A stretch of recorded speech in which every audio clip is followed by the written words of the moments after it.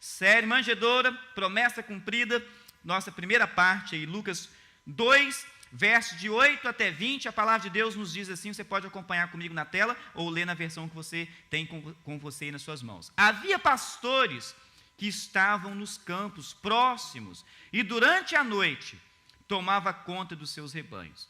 E aconteceu que um anjo do Senhor apareceu-lhes, e a glória do Senhor resplandeceu ao redor deles, e ficaram aterrorizados. Mas o anjo lhes disse: não tenham medo, estou lhes trazendo boas novas de grande alegria que são para todo o povo. Hoje, na cidade de Davi, lhes nasceu o Salvador, que é Cristo, o Senhor. Isto lhes servirá de sinal. Encontrarão o bebê envolto em panos e deitado numa manjedoura. De repente, uma grande multidão do exército celestial apareceu com o anjo, louvando a Deus e dizendo: glória a Deus nas alturas e paz na terra aos homens, aos quais ele concede o seu favor. Quando os anjos os deixaram e foram para os céus, os pastores disseram uns aos outros: vamos a Belém e vejamos isto que aconteceu e que o Senhor nos deu a conhecer. Então correram para lá e encontraram Maria e José e o bebê deitado na manjedoura. Depois de o verem, contaram a todos o que lhes fora dito a respeito daquele menino.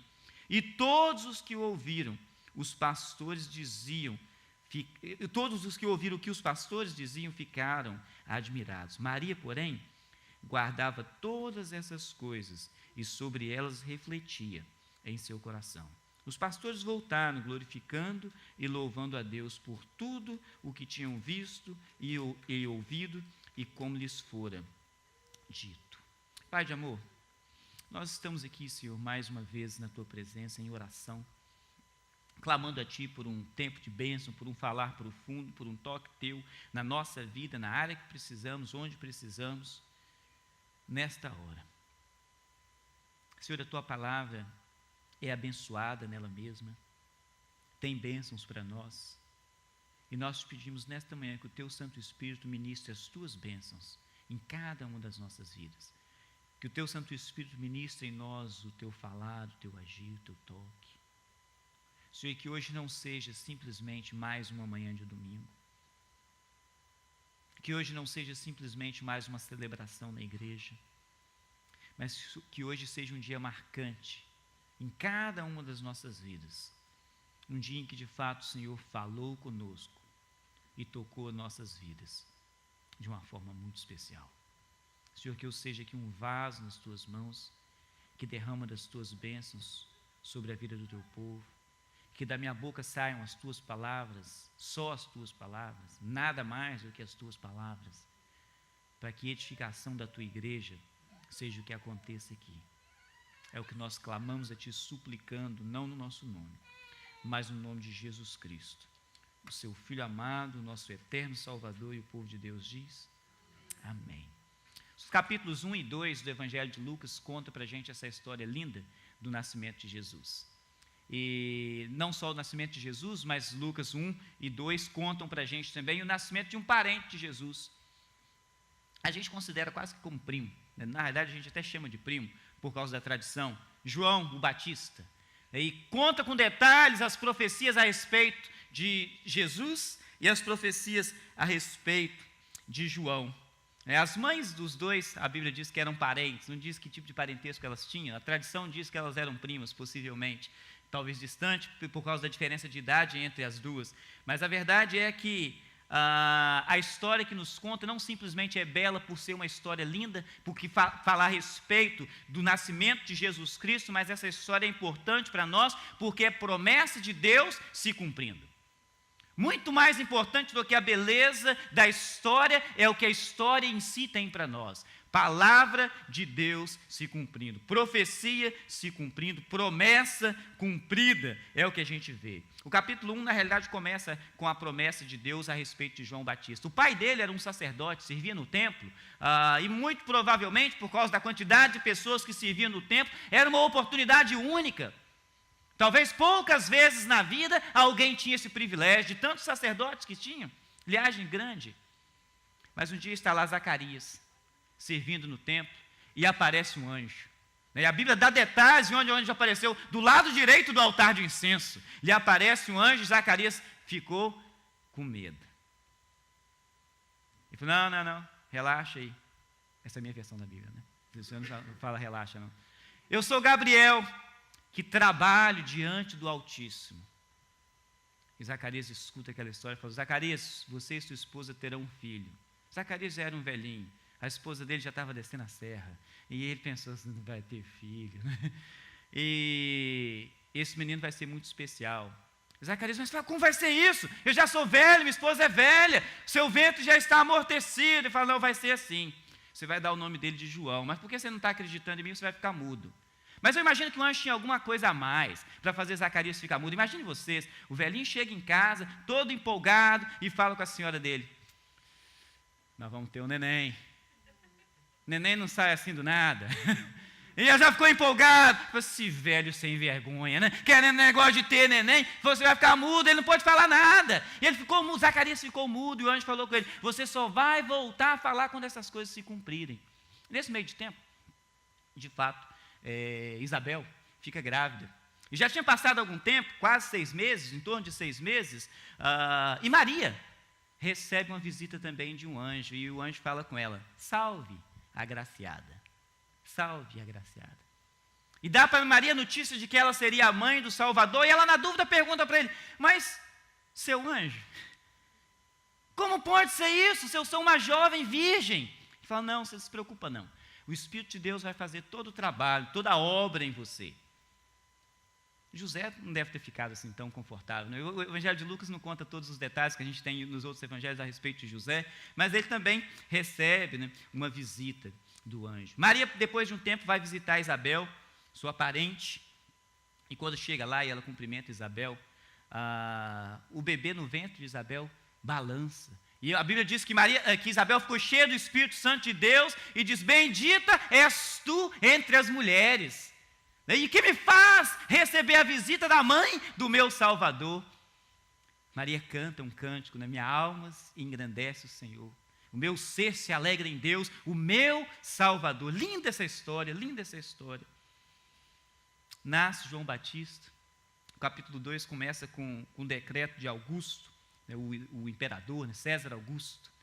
E naquela época funcionava diferente de hoje. Hoje o censo americano bate nas nossas portas, não necessariamente a gente atende, mas eles batem nas portas. No Brasil, o IBGE pergunta às pessoas nas esquinas, nas ruas, mas naquela época, para poder fazer um censo, você tinha que ir ao lugar onde você tinha nascido. José e Maria, eles moravam numa aldeiazinha chamada Nazaré, mas José era de Belém, da cidade de Davi, e eles vão para lá. Maria grávida. Aquela história de andando a burrinho, José andando a pé, aquele negócio, é a história que a gente conta. A Bíblia não conta aqueles detalhes, não. Eu não tenho esses detalhes, pelo menos. Mas enquanto eles estão lá em Belém, chega a época de Maria dar à luz. E eu acho tão lindo que talvez a parte mais evangelística dessa história toda está nesse capítulo 2, uma parte que a gente não leu, é o verso de número 7. E a Bíblia diz o seguinte, ela deu à luz ao seu primogênito, envolveu-o em panos e deitou numa manjedoura, porque não havia lugar para eles na hospedaria. Não tinha lugar para eles. Eu digo que essa parte é evangelística nessa história porque é uma pergunta que a gente pode fazer agora. Tem lugar para Jesus na sua vida? Ou que lugar que Jesus tem na sua vida? Aí começa o texto que nós lemos, né? Havia pastores no campo, e os pastores recebem essa notícia, e a gente já contou essa história, Jesus nascendo, o fato mais, ou se não mais, um dos mais importantes da história, do relacionamento do homem com Deus. E a manjedoura se torna um símbolo desse acontecido. E como símbolo, né, nos ajuda a entender algumas coisas, nos ajuda a pensar alguma coisa. E sempre que eu olho uma manjedoura, e nessa época do ano não é difícil a gente ver algumas. Alguém me perguntou essa semana, para minha surpresa, o que é uma manjedoura? Foi interessante para um adulto, né? O que é uma manjedoura? Ele falou, manjedoura é aquele lugar onde se coloca comida para os animais comerem. Ele falou, mas eu conheço esse negócio com outro nome. Eu falei, coxo? Eu falei, com esse nome que eu conheço, coxo. O que, aliás, para mim, quando eu era criança, era uma dificuldade tremenda, porque eu também conhecia com o nome de coxo. Mas aí o problema é quando Jesus fazia os milagres, fazia os coxos andar. Eu ficava imaginando aquele monte de manjedoura andando. Não conseguia entender como é aquela história. O português tem umas coisas tão complicadas. Né? Mas a manjedoura, colocar o bebê numa manjedoura, envolto em panos numa manjedoura. E sempre que eu olho para a manjedoura, eu me lembro de algumas coisas. E a manjedoura traz para mim algumas mensagens. E uma coisa que talvez seja interessante, se você quiser, você pode anotar. A manjedoura relembra a veracidade da palavra de Deus. Desde que eu entendi a realidade da palavra de Deus, eu tenho uma grande preocupação. Eu preciso fazer da minha vida uma vida que anuncia essa mensagem bendita de salvação. Eu preciso ser, na minha geração, esse anunciador. Eu gosto da Bíblia e os textos que a palavra de Deus diz. A respeito de Davi, a Bíblia diz o seguinte: Davi serviu ao Senhor na sua geração e dormiu. Quando a Bíblia fala que dormiu, morreu mesmo. Dormiu com os seus pais. Serviu ao Senhor na sua geração e dormiu com seus pais. Nós vivemos uma geração, eu estou assim numa transição de geração, 43 anos de idade, embora só pareça ter 20 e poucos, mas 43 anos de idade, nós estamos assim, numa transição de áreas. E eu fico pensando com os meus botões, que geração que eu estou servindo? Às vezes algumas pessoas servem a geração dos pais e dormem na sua geração, principalmente igreja. A gente tem essa mania de querer fazer as coisas de antigamente. Às vezes as pessoas falam, não faz mais igreja como antigamente. Não faz mesmo não, porque a gente está vivendo hoje. A gente faz igreja para hoje, para o povo de hoje. O povo de antigamente já teve o deles. Nós precisamos cativar a nossa geração, o nosso povo, e eu penso comigo, eu preciso ser um anunciador dessa palavra salvadora para a minha geração. Para a geração dos meus pais, eles já passaram. Para a minha geração. E quando eu olho para a manjedoura, eu vejo a palavra de Deus se cumprindo. Por quê? Deus promete para Adão e Eva, primeira promessa da Bíblia a respeito de Jesus, o Salvador, Gênesis capítulo 3, verso número 15. Deus falando com a serpente que enganou Eva, você e a mulher vão ser inimigos, mas do descendente dela, ou da descendência dela, nascerá aquele que vai te pisar a cabeça. Você lhe ferirá o calcanhar, mas ele lhe pisará a cabeça. Primeira promessa a respeito de Jesus. E quando a gente olha a manjedoura, ele nasceu. Ele nasceu. O que era palavra, como diz o apóstolo João escrevendo o Evangelho, o que era palavra se tornou carne. O verbo se fez carne. O verbo se fez carne. O profeta Isaías, capítulo 7, verso 14, nos textos lindos da palavra de Deus, Isaías fala: eis que a virgem conceberá e dará à luz um filho. Lucas narra, a gente lê, e enrolaram o bebê na manjedoura, num pano, e deitaram na manjedoura. Promessa de Deus se cumprindo. Promessa de Deus se cumprindo. Por que isso é importante para nós? Porque, como seres humanos, nós precisamos ter essa certeza, carregada em nós, essa certeza de que Jesus nascendo é promessa de Deus sendo cumprida, e a manjedoura para a gente pode ser esse símbolo. Porque todas as vezes que você olhar, você vai dizer, aquilo que era promessa de Deus se cumpriu. E por que isso é importante? Porque Deus tem promessas nas nossas vidas, Deus tem promessas no nosso dia a dia, e a gente precisa lembrar de que essas promessas de Deus são realidade. As promessas de Deus são realidade. Quando Ele fala, eu vou estar com você todos os dias, isso é realidade. Quando Ele fala, você pode confiar em mim, é realidade. Quando Ele fala para os seus discípulos, eu não vos deixarei órfãos, eu não vos deixarei só, mas eu enviarei um Consolador, é realidade. É realidade. E manjedoura faz-me lembrar das realidades, das promessas de Deus, da veracidade da palavra de Deus. Se alguma hora você ao menos pensar que Deus está falhando com a sua palavra ou com as suas promessas, olhe para a manjedoura. Ele prometeu que o Salvador nasceria e ele nasceu. O bom de olhar para a manjedoura é que ela se torna um portal, né? Para mim ela se torna quase como um trampolim, porque não para na manjedoura. Da manjedoura a gente vai à cruz. Da manjedoura a gente vai à cruz. Se tem símbolo que é importante no cristianismo, a cruz é um deles. Muito mais do que a manjedoura, porque foi na cruz que a nossa salvação foi conquistada. Foi na cruz que a nossa salvação foi conquistada.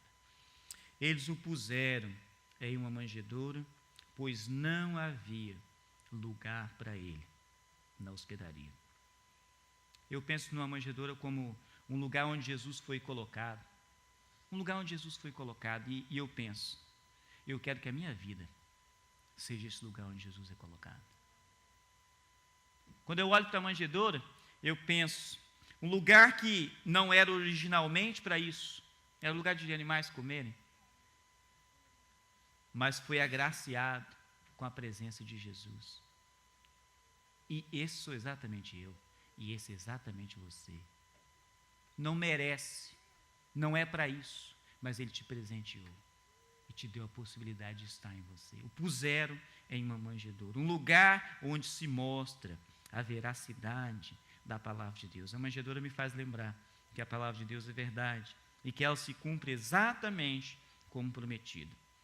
Se você estiver em dúvida, né, da palavra de Deus, lembre-se da manjedoura.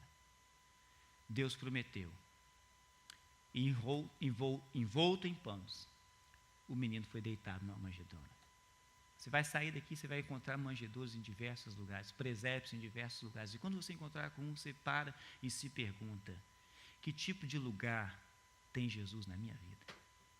Que tipo de lugar tem Jesus na minha vida? Há espaço para Ele em mim? Ou o lugar que Ele mora em mim é um lugar fedorento, onde os animais não só comem, mas eles passam o tempo e você sabe o que animal faz depois que come e passa o tempo.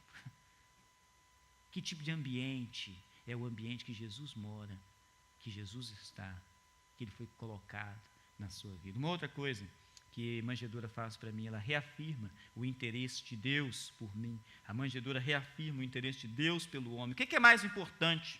O nascimento ou a morte de Jesus? Você imagina, o que é mais importante? O nascimento ou a morte de Jesus? Antes você começa a queimar a cabeça demais e tentar descobrir essa resposta, eu vou dizer, não existe uma resposta adequada para essa pergunta. Por quê? Porque se ele não tivesse nascido, como é que ele iria morrer? Então o nascimento é importante. Mas se ele não tivesse morrido, ele não seria o remidor. Mas a realidade é que para que a promessa de Deus se cumprisse de forma integral, todos esses dois fatos são relevantes e são totalmente importantes. Como humano, Jesus teve uma história, porque essa história dele é importante, porque ele pode nos atender como humano. A carta aos Hebreus, e o escritor fala isso no capítulo 5, fala que Jesus aprendeu a obedecer pelos sofrimentos que ele passou. Às vezes é difícil a gente entender uma linguagem assim, né? E principalmente porque os textos bíblicos falam numa linguagem meio que poética, e às vezes diferente. Aprendeu a obedecer pelo que padeceu. É exatamente assim o texto da Nova Versão Internacional de Hebreus, capítulo 5, verso 7. Aprendeu a obedecer pelo que padeceu. Eu tenho 2 crianças. Nós todos já fomos crianças. Então, independente se você tem criança ou não, a gente sabe direitinho como é que é isso. Quando a criança desobedece, ele padece. E aprende a obedecer. A gente fica imaginando, eu não sei vocês como vocês imaginam, mas por alguma razão, de vez em quando a gente tem a ilusão de que o menino Jesus era um menino hiper, super, hyper especial. O menino que não fazia serviço extra nas fraldas. O menino que não subia onde não deveria subir. O menino que fazia um tanto de coisas que as nossas crianças fazem. Mas eu penso em algumas coisas, a Bíblia não nos conta muito a história de Jesus como criança, e alguns falam que é para não deixar a gente surpreso com as coisas que ele fazia. Mas o menino, quando entrando na sua adolescência, os pais foram para Jerusalém para adorar, e foram embora naquela multidão de parentes, e roda tudo para lá e para cá, o menino desapareceu. Eles descobriram eles alguns dias depois, no templo. O menino que sumiu, sem falar com os pais. Não me pergunta que tipo de coisa que eles fizeram com ele, mas a Bíblia diz que ele aprendeu a obedecer pelo que ele padeceu. Algum tipo de castigo ele sofreu, algum tipo de punição ele teve, mas a realidade é que isso só demonstra para a gente que Jesus era humano, que Jesus foi humano. Mas a palavra de Deus fala que ele foi humano, mas ele também é Deus. 100% homem, 100% Deus, é um paradigma para o ser humano, mas total realidade para Deus, 100% homem, 100% Deus, e como ser humano ele sabe exatamente tudo que nós passamos, padeceu tudo que nós padecemos. Às vezes a gente imagina que Deus não tem conhecimento de algumas coisas que a gente tem, dores que nós sofremos, Deus passou por todas elas, como homem, através de Jesus. O homem ter viajado ao espaço e andado fora da terra, Pode ser, e de fato é, um grande passo para a humanidade. Mas o fato de Deus ter andado na terra e ter se feito homem ainda é a maior boa notícia que o mundo pode receber. O homem andar na lua é bom, mas Deus andar na terra ainda é melhor. Deus andar na terra ainda é melhor. Deus tem interesse no seu relacionamento com o homem. O envolveram em panos e deitaram numa manjedoura, pois não havia lugar para ele. Se você fica na dúvida do interesse de Deus com o homem, olhe para a manjedoura, um símbolo do interesse de Deus. Um símbolo que Deus tem interesse, um lugar simples. Qualquer pessoa pode visitar um lugar simples. Qualquer pessoa pode ir num lugar simples. Pode ser um multimilionário, bilionário, trilionário, seja lá que número for, quantidade de zeros que você quer colocar na frente da fortuna. Se for em qualquer lugar, quaisquer cidades, quaisquer bairros, quaisquer regiões das cidades, por mais pobres que sejam, tem acesso. Às vezes vai levar um bando de segurança, mas um monte de outras coisas, mas tem acesso. O pobre não necessariamente tem acesso a todo lugar. E eu fico imaginando, se aquele menino, ao invés de ter sido envolto em panos e deitado numa manjedoura, se ele tivesse sido envolto em ouro e deitado num lugar riquíssimo, quantas pessoas teriam tido acesso a ele? Talvez aqueles magos, né, que o visitaram um tempo depois, que na história do Natal a gente até encontra, né, Jesus, bebê, Maria, burrinho, vaquinha, os pastores e os magos, tudo no mesmo lugar, né? A Bíblia diz para a gente um pouquinho diferente. Um tempo depois. Talvez eles tivessem acesso ao menino rico. Os presentes que eles levavam eram caríssimos. Muito provavelmente eles também eram riquíssimos.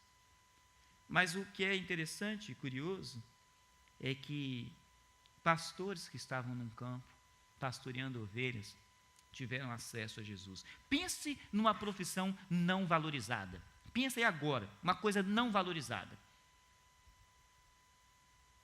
Ser pastor de ovelhas, naquela época, e hoje não é muito diferente, era exatamente isso. Mesmo peso. Pessoas de baixo escalão, pessoas sem conhecimento, eram colocadas para pastorear ovelhas. Era o serviço, como a gente costuma dizer em inglês, no-brainer. Você não tem que pensar para poder fazer. Né? Você não precisa ser muito inteligente para poder fazer. Tomar conta de ovelhas. Tomar conta de ovelhas. Esses pastores tiveram acesso a Jesus. Interesse de Deus para com os homens. A promessa de Deus se cumpriu. Continua até hoje ele tendo interesse no relacionamento com o homem.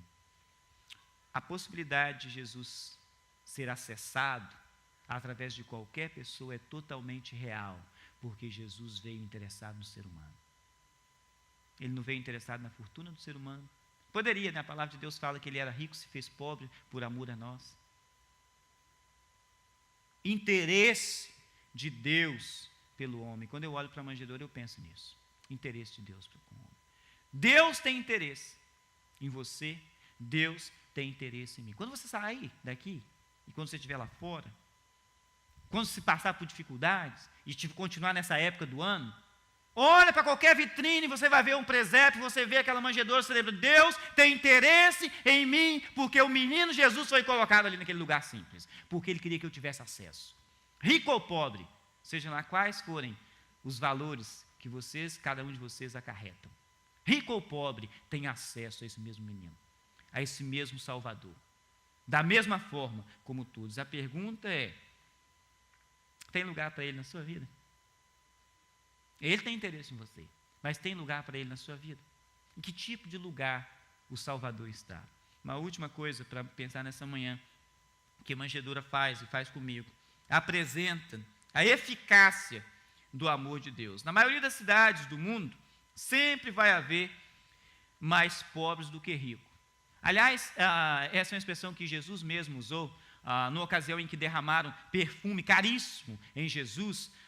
Judas, o Iscariotes, aquele que traiu Jesus, falou, não faz uma coisa dessa, um perfume caro desse, né? Poderia ter vendido e dado dinheiro para os pobres. João, o evangelista, não é o Batista não, né? O evangelista, ele conta para a gente a razão por que Judas Iscariotes teve esse pensamento. Dá a impressão que é até um pensamento assim, bem amigável, né? Bem gentil, bem preocupante com as pessoas. Vende esse perfume caríssimo e dá o dinheiro para os pobres, mas João conta a história direitinho. Judas era ladrão e era ele que era o tesoureiro do grupo. Você vende esse dinheiro e joga nessa minha bolsa aqui. Mas quantas coisas que eu vou poder fazer, ele devia ter pensado. Judas, ladrão. Mas por causa daquela ocasião e as pessoas ali preocupadas, o que vai dar isso para os pobres, ajudar os pobres? Jesus fala com eles: ei, para com isso aí. Para com isso aí. Os pobres vocês vão ter sempre com vocês. Então nem adianta comunismo, porque não vai conseguir tirar o pobre dali, porque o pobre vai existir. O pobre vai sempre, sempre, sempre existir. Segundo aos Coríntios 8, verso 9, é o texto que eu mencionei agora há pouco, que a palavra de Deus nos diz que Jesus, sendo rico, se fez pobre por amor a vocês, para que por meio da sua pobreza, vocês se tornassem ricos. Isso me impressiona. O Criador se humilhar ao ponto, não de se fazer pobre, mas de se fazer humano. Se fazer humano e sofrer como humano. Eficácia do amor de Deus. Um grande detalhe na revelação sobre Jesus, Deus resolveu dar para pessoas simples, para pobres. Um detalhe importantíssimo sobre Jesus e o seu nascimento. Ele deu para pessoas simples. Imagine aqueles pastores lá no campo, o texto que a gente leu, quando o anjo apareceu. A Bíblia diz que eles ficaram aterrorizados. Você consegue ter ideia do que é uma coisa aterrorizante? Imagine vocês, se nós estivéssemos aqui agora, né, e de repente aparece um anjo. Apaga as luzes todas, né? Aparece um anjo. Você estava esperando aqui apagar as luzes. Aparece um anjo. Que tipo de susto a gente tomaria? Imagina, só mais um anjo apareceu aí, né? Está tranquilo, todo dia eu estou vendo uns 4. Um susto, não era uma coisa que eles viam todos os dias e muito provavelmente não viram nunca mais. Eles devem ter imaginado que eles estavam loucos. Imagina, você está aí, você e um amigo de trabalho, estão ali naquele trabalho, sei lá, talvez contando história, pensando em alguma coisa, e aparece um anjo. A sensação que a gente tem de anjo é uma sensação muito mal informada. Né? Porque a gente sempre imagina anjos 2 ou 3 metros de altura, loiro, com asa, com um monte de outras coisas. A Bíblia não conta muitas coisas a respeito de anjo para a gente. Uma das poucas informações que a gente tem, não é nem a respeito de anjo, em si é de uma classificação diferente, né, falando a respeito de serafins. O profeta Isaías conta isso num texto que a gente conhece como a consagração do profeta Isaías. Isaías capítulo 6, o texto começa dizendo assim: no ano em que morreu o rei Uzias, diz o profeta Isaías, eu vi o Senhor assentado sobre um alto e sublime trono. E ele conta que em volta do Senhor tinha ali serafins com 6 asas. Não é só 2, 6. Eu não sei como é que funciona o resto dos anjos. E ele fala, com 2 ele descobriu os olhos, para não ver o Senhor. Com 2 ele descobriu os pés. Com 2 eles voavam. E eu fico imaginando, devia ser um voo bem interessante com os olhos fechados, né? São as coisas que a gente conta, que a gente tem. Esses aqui que apareceram para os pastores no campo, não sei que classificação que eles tinham. Nem quantas asas eles tinham, se tinham asa, se não. Mas não faz diferença. O que faz diferença é o que eles falaram. E o detalhe que os anjos lhes deram. O anjo, na realidade, falou para ele: vocês verão um sinal. Isso vai servir para vocês de sinal.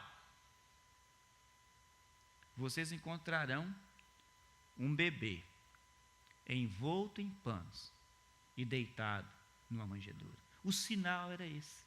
Você encontrou o menino certo? Como é que eu vou saber? O sinal para você é o seguinte: ele vai estar envolto em panos e deitado numa manjedoura. Quem é esse Salvador? Vocês vão ver o sinal. Quem é esse? Onde ele vai estar? Vocês vão ver o sinal. Talvez eles imaginaram, não, ele vai fazer alguma coisa, vai dizer para a gente, vai ter uma seta apontando do céu, e um monte de estrelas circulando e rodando em volta. Não, ele não falou nada disso. Ele disse, o sinal vai ser o seguinte: vocês vão achar um bebê envolto em panos, deitado numa manjedoura. A manjedoura nos faz lembrar que Deus nos dá detalhes. A manjedoura nos faz lembrar que, como um leque, abrindo a história, a gente vai poder olhar de cima e ver não só a manjedoura em Belém, mas ver a cruz fora da cidade de Jerusalém, num lugar chamado Caveira. A gente olha num sinal, a gente olha e descobre que Deus se manifesta para pessoas simples e conta-lhes uma história. Deus se manifesta para pessoas simples e abre os seus pensamentos. Deus se manifesta para pessoas simples e lhes conta aquilo que vai ser importante para a transformação da sua vida. Deus se manifesta para pessoas simples, demonstra a eficácia do seu amor, o poder do seu amor em se fazer simples, em se fazer pequeno, em se diminuir ao ponto de se tornar humano, o Criador de todas as coisas. A palavra de Deus diz: aquele por quem tudo existe, e que controla o mundo, que sustenta o mundo pelo poder da sua palavra. Se você gosta de física, você lembra das histórias da sua escola de física, e Arquimedes, um dos grandes físicos do passado, dizia o seguinte: me dê um lugar para apoiar, e me dê uma alavanca que eu levanto o mundo. Deus não precisa de lugar para apoiar e nem de alavanca, porque Ele sustenta o mundo com a sua palavra. E Ele escolhe pessoas simples para poder contar. E Ele falou: o sinal vai ser o seguinte: se você achar esse menino certo, ele vai estar enrolado em panos e deitado numa manjedoura. Manjedoura me faz lembrar dessas coisas. Me faz lembrar que eu tenho um Deus que me ama, que se importa comigo. Um Deus que me ama, que se importa comigo, que se fez pequeno, para que Ele pudesse me cativar. Tão mesquinho eu, Ele se faz pequeno por mim. Pequeno por mim. E aí vem a pergunta mais interessante para a gente. Onde é que Jesus está na sua vida? Onde é que Jesus está na sua vida? Nasce um menino em um lugar humilde, vive uma vida de sofrimento, morre uma morte de sacrifício. Ele não morreu por acidente, ele não morreu de tuberculose. A morte de sacrifício. Nasceu pobre, viveu simples, morreu humilhado. Tudo por amor a você. Nessa época do ano, que vai ser bem fácil ver manjedouras. Quase toda loja tem, todo shopping mall tem. Quando você passar e olhar para uma delas, faça uma pergunta para você mesmo: há lugar para Jesus na minha vida? Que espaço que Ele ocupa da minha vida? Há lugar para Jesus na minha vida? A promessa se cumpriu. O Salvador nasceu. A palavra de Deus se cumpre. E Deus vai sempre mostrar interesse pelo homem e o poder que Ele tem. Que nós, vivendo nessa ocasião, nessa época do ano, que nós possamos viver lembrando que Deus é um Deus que se importa conosco. E de um pulo da manjedoura para a cruz, você vai reparar que Ele continua se importando com você. Vamos ficar de pé, vamos orar ao Senhor mais uma vez.